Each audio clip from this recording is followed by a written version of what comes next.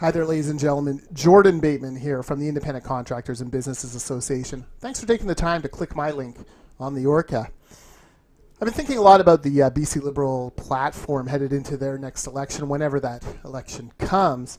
And it occurs to me that this platform will probably be the most important document ever produced by the BC Liberals.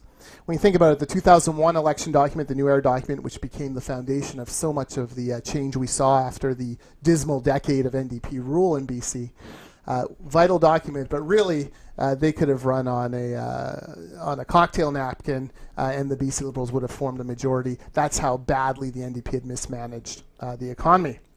But now, after 16 years in power, the BC Liberals have a record, and they have to be willing to talk about it with the public.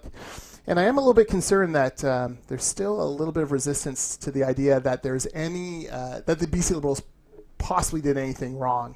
Some BC Liberal supporters seem blind to the failures of the government from the past 16 years. And look, governments make mistakes. You're not going to get every file right every time.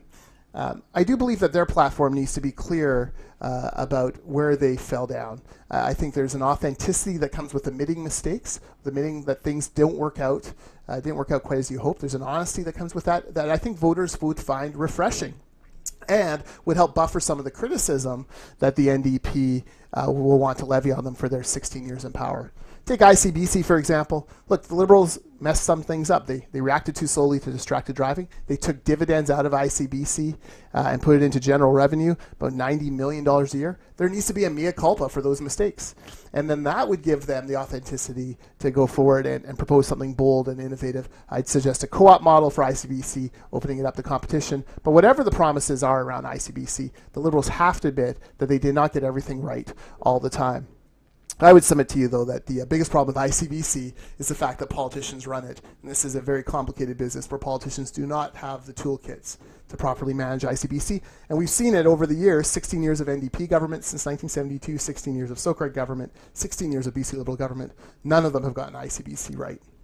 So, thank you for watching this, for reading this piece. This will be my first in a series. I have a few others up my sleeve, things that the BC Liberals need to admit before they can go forward, win back voter confidence, and win a majority government in the next election. Take care.